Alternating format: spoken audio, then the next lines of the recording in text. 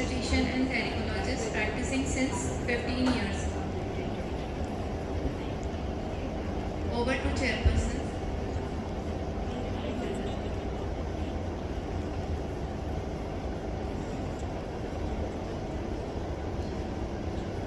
Just as the August gathering knows Dr. Chaitanya very well, just to highlight some few points, he is the managing director of Omega and a unit of Shembekar Hospital Private Limited. He has a state-of-art IVF endoscopy, high-risk pregnancy unit. He is a large, huge experience. He is in PCO advisory committee member and MC, president of our society 2017-18, president of Om Charitable Trust Nagpur, and his center is known for skill enhancement for Lakshya Manyata program by Fox. Thank you. So over to you. Thank you so much, chairpersons. The topic which I am going to discuss today is guidelines in the management of PCOS and infertility. It is timers, but now we have to follow the time. I bring greetings from AMOX Infertility Committee and Emergency Obstetric Committee, where I am working as a chairperson. I bring greetings from Omega Hospital with my directors, Dr. Manisha, Parul and Ashish, and team of 12 consultants working with me. My special thanks to Varsha and Sangeeta for giving me this opportunity. I would start with the story of a young girl, Leena. Dr. Leena is a young girl in her late 20s, and she has done her fellowship in ART and is now setting up her new clinic. She gets a classical case of PCO, flash diagnosis, 36 BMI, acanthosis nigricans, anovulation, Barrett's is 5 years. She gives clomiphene citrate and the patient conceives and she gets twins. Leena is very happy. She is in her honeymoon period of clinical practice. 5 साल बाद क्या होता है? 5 साल बाद ऐसा होता है, Leena is now frustrated, and initially she was wondering why her guide says PCO is difficult nut to crack, but now she has started respecting her guide and she says PCO is really difficult situation to handle. ये है कहानी घर घर की, and take home message for the young boys and girls: please respect your guide and seniors and mentors because they have experience with them. So PCO means anovulation and anovulation means PCOS. We know that 75% of anovulation is because of PCO, and if you just look at these guidelines, this is what we are going to discuss in next 20 minutes.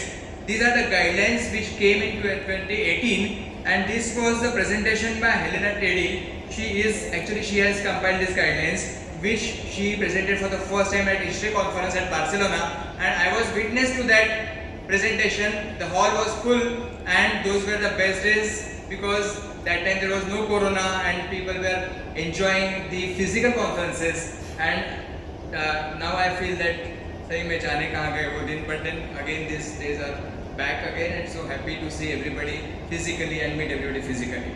So if you just look at the PCO guidelines, the latest guidelines, they have accepted Rotterdam criteria for PCOS. That means we all know Rotterdam criteria, it is accepted by the new guidelines. But if you just look at the various classifications given by various societies, you will find that there is something called as androgen excess society, which says that hyperandrogenism has to be there, and there is something called as NIH 2012 classification, which has accepted Rotterdam classification but have added phenotypes into the classification, and these phenotypes are extremely important because whenever you come across the patients of PCOS, you will get variety of PCOS in your clinical practice. Some of them, they are classical cases, they belong to phenotype of A, where the patient has got hyperandrogenism, ovarian dysfunction and irregular cycles and PCO on ultrasound. But then there is a phenotype B where ultrasound is normal. There is phenotype C where patients are still ovulating in spite of PCOS, and there is phenotype D, which is a mild form of phenotype which we also call them as lean and thin PCO, where if you look at them they don't look like PCO but they have PCOD in diagnosis. So this is the phenotype and this is the spectrum which you all should know, because whenever you are treating the patients, you treat them accordingly. So first thing which we do for the diagnosis is of course ultrasound, and you all should know that if a young girl, say 16 year or 13 year or 15 year, comes to you with irregular cycles, Do not diagnose this case as a case of PCO. Call it as a multicystic ovary, because it is said that up to 8 years after menarche, you are not supposed to do ultrasound and you are not supposed to label a case or a girl as a case of PCO, because it takes almost 8 years for this patient to have normal ovaries. And therefore, initially, irregular cycles and multicystic ovaries is something which is normal, and it should not be labeled as PCO, should be called as multicystic ovaries. Second point which is important is TVS. You have to do TVS if you are diagnosing PCO in infertility, and here the transvaginal sonography should be with 8 megahertz probe, and here the number of follicles, FNPO or follicle number per ovary, is important, and day by day this definition is changing because of the new machines which are coming in the market. You have such excellent machines available that you go on counting the depth of the 3D view you get, and you count the depth of the follicles, and therefore the latest definition says that FNPO should be 25. So 25 follicles of 2 to 9 millimeter per ovary is labeled as PCO. That is what is the latest definition, and this is because of these machines which give you 3D view, Sono AVC, which is the application which gives you the 3D view, and you can calculate the follicles 2 to 9 millimeter, and therefore when you count the number of follicles you get high number of follicles, and that is what is important. Now PCO is like poverty in plenty, and you have to come out of this vicious circle. जैसे विजय मल्ल्या बोलेगा मेरे पास बंगला है, मेरे पास विमान है, मेरे पास सब कुछ है, लेकिन सब कुछ बैंक के पास है. मेरे पास सब कुछ है लेकिन मुझे उसका उपभोग करने नहीं मिल रहा है. Similarly, ovaries, they have so many follicles, but you are not able to take out the oocytes from these follicles, and that is a tragedy of PCOS. Therefore, you have to first start with the diagnosis, and as Rajesh sir has rightly said, AMH is the best method of diagnosis. But 2018 guidelines have said that AMH is the future. They have not called AMH as the best diagnosis method. They have said that still FSH and LH and antral follicle is the good method of diagnosis. AMH, they have said that it is an emerging technique. और एक साल बाद क्या हुआ? एक साल बाद आए नए guidelines, 2019 guidelines for ovulation induction, which says that there are two predicting markers for the ovarian reserve testing, AMH and AFC, which alone can give you the diagnosis of PCO or diminished ovarian reserve. So two markers which are most commonly used, which alone can give you the diagnosis, are AMH and AFC. And how many, I would like to ask you a question, how many of you still do LH-FSH ratio? Because when we were doing MD, we were taught that there is LH-FSH ratio which is important. How many of you still do LH-FSH ratio? Nobody is doing it, because FSH-LH ratio is no more an indicator of PCO. High LH is an indicator, but LH-FSH ratio is no more an indicator. But the two things which are important to be kept in mind are AFC and AMH. Two factors extremely important. Now, ovulation induction. Ovulation induction is the first and the last thing which we do in all patients of PCO, because we want ovulation. And what would you do before doing ovulation induction is something which is important. Will you do tubal testing or not? Ideally, you need not do tubal testing unless and until there is some history of PID or tubal factor like endometriosis. So it is said that testing should be considered only when there is a problem with the tubes. Otherwise, do not do HSG, because HSG has got a horrible experience. Many patients, I have gone through the net and I have found one HSG haters club. They hate HSG, and they have said that HSG is such a horrible experience that we don't want a HSG to be done. There is a HSG haters club on Google. So this is something which you should keep in mind. So do not do tubal testing unless it is required. Next thing is lifestyle modification, and lifestyle modification is something which is extremely important. And here the way you counsel is very important. केवढी फुगली आहेस, आधी वजन कमी करून ये, नंतर मला भेट. If you talk like this, then the patient will never come to you. But what you have to say is, काही हरकत नाही, तुझं वजन 80 किलो आहे ना, तू 4 महिन्यामध्ये 4 किलो वजन कमी करून ये. So that is what is the target which you should give her. And again, one important thing is, you yourself should look fit and trim and fine, because बोले तैसा चाले, त्याची बंदावी पावले. तुम्ही स्वतः जर लट्टा असाल तर दोघं म्हणते अरे स्वतः तुम्ही वजन कमी करा मग बोला. So what is important is smart approach. So what is this smart approach? Specific, measurable, achievable, realistic and timely. So you should tell patients that it should be specific, measurable, achievable, realistic and timely. So only 30 minutes of walk per day for 5 days with 2 days of physical strength, muscle strengthening activity is sufficient enough, or 75 minutes of vigorous activity is sufficient per week. And this is something which you have to tell patients, and this is for everybody, for all of us. And you have to use, that is what the guidelines have said, that you should use these smart watches and smart applications for tracking your activity. Now everything is set for ovulation induction.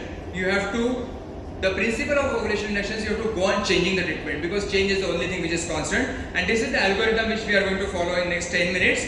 The first is of course the ovulation induction drugs and oral ovulations. CC is the time tested age old drug, but nowadays nobody respects age unless it is distilled and bottled, and CC is neither distilled nor bottled, and therefore CC is not used nowadays, it is gone with the wind. So what we are doing now is we are using letrozole as a first line. And so whenever we think of CC and whenever we talk about CC resistance and CC failure, we also talk about a letrozole resistance here, because letrozole is a drug of choice. So this is something which we all should remember. The new guidelines have said that letrozole is the first line pharmacological treatment for the ovulation induction in PCOS patients. So clear, it is endorsed by these guidelines that letrozole is the drug of choice. And here, why letrozole is a drug of choice? Because दोस्तों letrozole को शिखर पर पहुंचाया गया है क्योंकि एक letrozole फायदे अनेक. Letrozole multiple pregnancy rate is less, endometrium is good, half life is less, chances of OHS are low, and that is the reason why it is considered as a drug of choice. Even if you look at all the studies, you will find that there is a 44% increase in the pregnancy rate achieved by letrozole over CC. Therefore, letrozole is now considered as the best drug. How do you use letrozole? We all know this, but I am just discussing this because you have to change the treatment. That is what I have told you. Change is the only thing which is constant. So first is the standard protocol, 2.5 mg BD for 5 days. But then if it is not responding to this treatment, then you can go for a step-up protocol where you start with 1 tablet, 2 tablets, 3 tablets, 4 tablets. Every day you go on increasing the dose. And this is the fertility sterility presentation or a paper which says that this is good for superovulation, but it may lead to superovulation. But this is the protocol which you can follow. Another protocol which you may follow is tear-up protocol, where first cycle you give 2.5 mg, second cycle you give 5 mg, and third cycle you give 7.5 mg.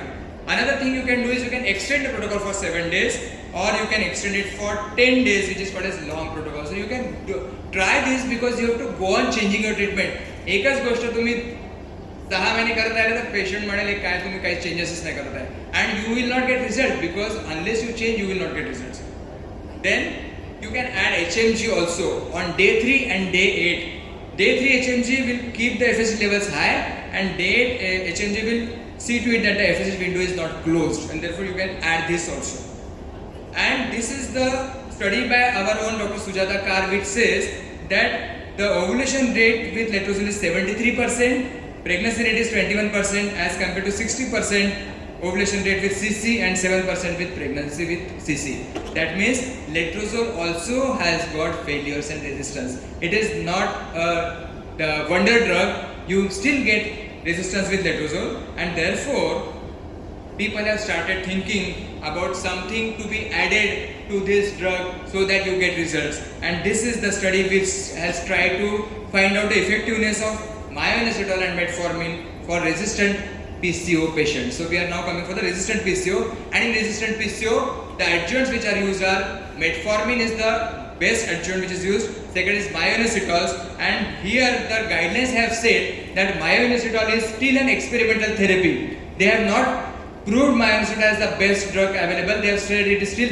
experimental, but we all have started using it because we want results. Then you can use vitamin D if you have a problem. You can use steroids if there is a high androgen level. You can use antioxidants. You can use OC pills if the LH levels are high. So you have to learn to use the adjuvants in a smart way. That shows your clinical acumen. Which drug to be used in which particular situation is something which you all should learn. And I will talk more about metformin because adjuvants का राजा कौन है तो बेशक metformin है और metformin is to be given in the standard dose of 500 mg BD. 850 mg BD can also be given. It is not a first line drug, but and another thing is we have not discussed about the long term use of metformin. Everybody says that you should give it for 3 months, but the treatment does not stop at 3 months. You have to continue metformin in many situations, and I have found that many people we still continue metformin for 6 months or 1 year, and we are getting good results. But the studies are not there. Now, how many of you use metformin as an ovulation induction agent?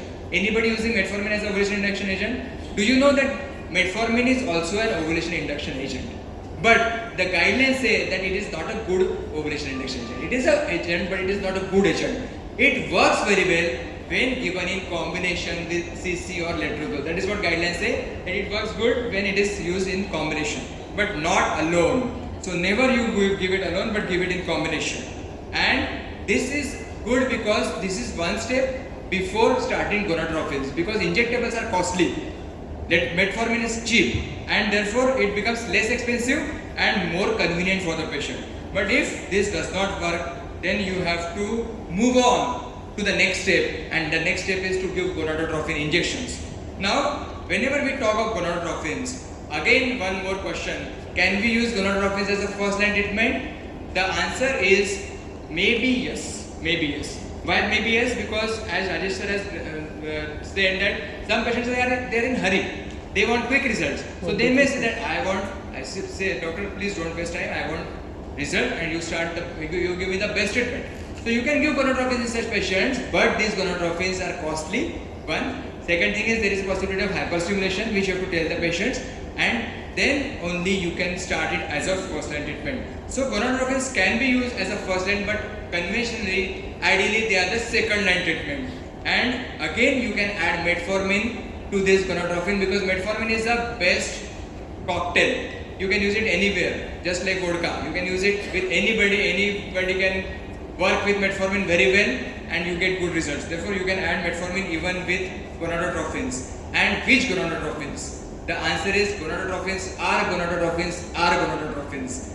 Any gonadotrophin is not going to have a superior effect or over any other gonadotrophin. So HMG can also be used and FSH can also be used. It has to be used depending on your clinical acumen and the patient's affordability. And you should keep in mind that do not give trigger if there are follicles more than 3 in number of more than 15 millimeter. You have to stop and you should have courage to stop. So here comes the role of OHSS. And to prevent OHSS, you have to give something which gives you the best results, and that is called as chronic low dose step up protocol. Navratri मध्ये injection सुरू करा, दिवाळी मध्ये IUI करा. Because first 14 days you give 37.5 or 50 IU of HMG. After 15 days, see whether the follicles are increasing or not. If they are not increasing, I increase the dose by half ampule, only half ampule. Again wait for 7 days. Again see, then again increase by half ampule. So Navratri में चालू करो, दिवाली में IUI करो. अपने पास इतना patience नहीं है. We Indians are impatient. But here Roy Hamburg says that this gives best results. But we Indians are impatient, therefore we follow the impatient protocol where we go on increasing the dose every 3rd day or 4th day. As far as the surgery is concerned and the drugs are concerned, the recommendations say that they are still experimental. But nowadays you must have noticed that many patients are coming to us with bariatric surgery, and you have to manage them properly because it is very difficult and tricky situation. Especially if the patient has done bariatric surgery, you have to be very careful, especially when you are doing IVF. But patients are coming these days. Now comes the role of laparoscopic ovarian drilling, and this LOD is actually at par with gonadotrophins, and therefore they have said, guidelines have said that it could be used, not should be, as a second line treatment along with gonadotrophins or after gonadotrophins or before gonadotrophins. So you have to decide, both of them they are at par, they are at the same level. So you can use LOD if patient is lean and thin PCO. You save money actually because it is one time treatment and you get monofollicular treatment. PCO in PCO it is more important to get a monofollicular result, and that is what you get with laparoscopic ovarian drilling. That is the advantage of LOD. But I must say that you have to respect ovaries. The ovaries will respect you. और इन्हीं लोगों ने LOD को बदनाम किया है जिन्होंने इस तरीके से ओवरी की छन्नी कर दी, उसको जला दिया, and then PCO की पेशेंट DOR की पेशेंट हो गई. So this is something which we have to keep in mind. Please follow the rule of 4. So this is how we have come to this level now. Induction of ovulation followed by metformin. Then goes the second line where you can add FSH or HMG, or you may do laparoscopic ovarian drilling, and if there is no result, then go for IVF. So IVF is the next step, and Varsha has categorically said that please do not talk about IVF because we are talking about only non-IVF PCO management. So I will end with IUI, I think 16 seconds. Please give me one more minute, I'll end my talk in 1 minute. So IUI is something which is the last thing which you can do because our talk ends with IUI, and in IUI, gonadotropin in combination with letrozole gives you almost equivalent result. इसलिए मैं इसको Great Indian Jugaadu Protocol बोलता हूँ. The Great Indian Jugaadu Protocol where you give letrozole and add HMG for 3 days and you get equivalent results as compared to gonadotropin alone. So this is the Great Indian Jugaadu Protocol which we all are doing and we are very happy with this. So with this I finish here, but then I'll just talk one point which is important is about the feelings of the PCO patients. So we are trying treatment. Are we missing something? I have feelings too, and these feelings are important. So you have to take care of them. I give them empathy because they may have hirsutism, acanthosis nigricans, obesity. So they have guidelines have discussed everything like body image, eating disorders, disordered image, psychosexual functioning, and lifestyle intervention. These are the things which are given due importance in the guidelines. And so the last part is, before I sign off, please do not underestimate the power of 3 S's. AMH, AFC and age. Everything is revolving around these 3 A's, and these 3 A's are important for the management of infertility. You have to always consider this, be it PCO, be it diminished ovarian reserve, or be it normal responders. So take home message, PCO is difficult nut to crack, but proper planning and patience is sure to give you reward, and change is the only thing which is constant. Gita का संदेश हम सब के लिए, कर्मण्येवाधिकार हस्ते मा फलेषु कदाचन. So true with the treatment of infertility in general and PCO in particular. Thank you very much. Thank you.